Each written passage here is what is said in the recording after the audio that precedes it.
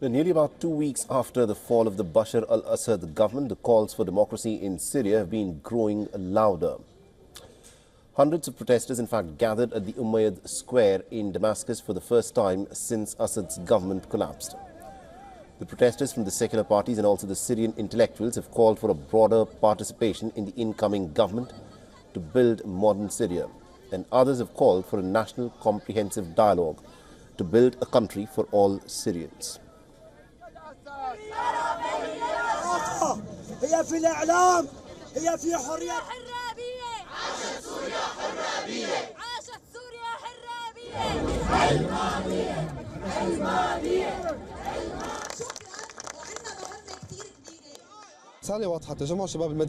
The gathering of the civil youth aims to call upon Syrians to demand a state for all of Syria.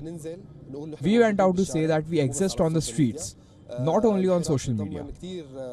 Our ultimate goal is for Syria to be a state for all. We are trying to do something that suits Syria as a civil youth gathering.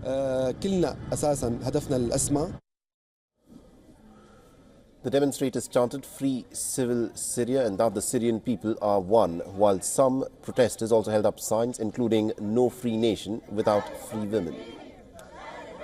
Now remember, Syria is home to multiple ethnic and religious communities, and many of them fear the possibility that the Sunni Islamist extremists who have now taken power in Damascus could start imposing some pretty draconian laws.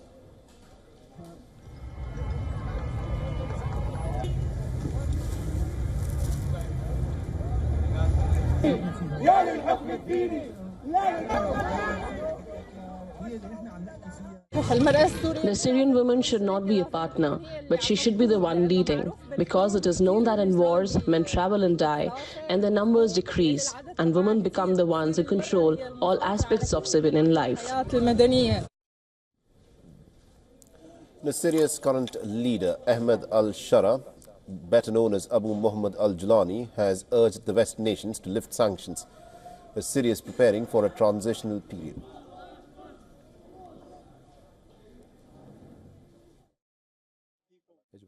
We must deal with the Syrian issue in line with current events. These current events require the lifting of all sanctions because these sanctions were placed on Syria due to the regime that was ruling Syria and had committed all these crimes. So it makes no sense to convict the torturer and the victim at the same time. Today, thank God, the weak have gained victory over this regime and kicked out the regime from the political scene. These sanctions must be lifted. Then we will be able to implement our programs for growth and reform in the country. He also went on to state that the new state will seek to pursue legal channels and diplomacy with Russia to bring Assad back to Syria to face a trial. This even as the Syrian interim government is all set to release the list of names of wanted former Assad government officials. Now, the Kurdish fighters who came to Syria from around West Asia to support the Syrian Kurdish forces say that they will leave if a ceasefire is reached in the conflict with Turkey in northern part of Syria. The withdrawal of non-Syrian Kurdish fighters is one of the major demands of the neighboring Turkey, which deems Syria's dominant Kurdish groups to be a national security threat and is backing a new military campaign against them in the north.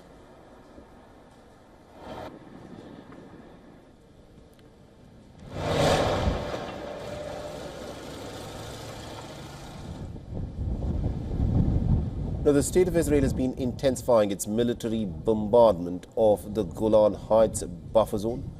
Moreover, it has also established a military outpost in what it claims is an abandoned Syrian army base in the village of Maria in southern Syria. The village on the western edge of Syria's southern Dara province is near the Israeli-occupied Golan Heights, but is outside of the buffer zone in the Golan Heights. So this is more territory that the Israelis are gobbling up in Syria now. Now, in response to the Israeli invasion into Syria, the Russians have urged the Israelis to remove their forces immediately. President Vladimir Putin has raised serious concerns over the Israelis sending in more and more of their soldiers into Syria, calling it a key beneficiary of the ongoing events in the country. The main beneficiary of the ongoing events in Syria, in my opinion, is Israel. You may have an opinion of what Israel is doing, but Russia condemns the seizure of any Syrian territories. It is obvious our position on the issue is not subject to any corrections.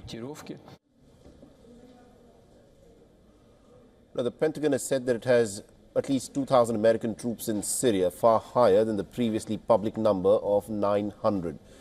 However, it says that the additional troops are considered to be temporary forces that had been sent to support the counter-Islamic State leader's mission. Now, the American State Department's top diplomat for West Asia is also set to travel to Damascus in the coming days. The United Nations, on the other hand, has condemned the Israeli bombings on Syria. It has urged Israel to end its illegal attacks and has termed it a violation of Syria's sovereignty and territorial integrity.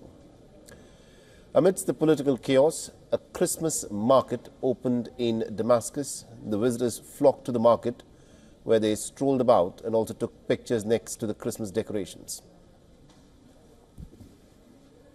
For all the latest news, download the WION app and subscribe to our YouTube channel.